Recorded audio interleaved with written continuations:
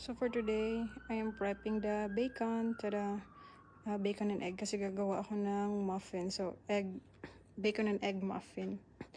But so ito baon ideas siya. So yan, meron akong English muffin. Tapos egg, bacon, at saka yung sliced cheese.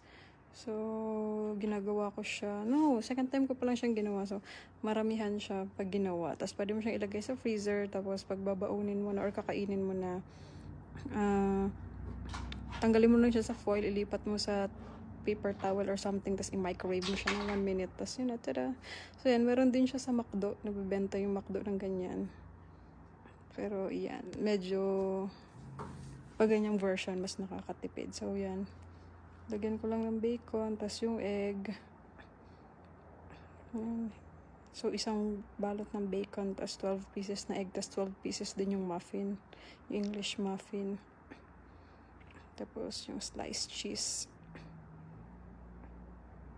Lalagyan ko lang siya ng tigi-isang sliced cheese din. Tapos, lagay ko lang siya sa freezer. So, yung ganyan nagtatagal siya ng 6 months, which is nice. Kasi, di ba, pwede mo siyang baunin lang agad.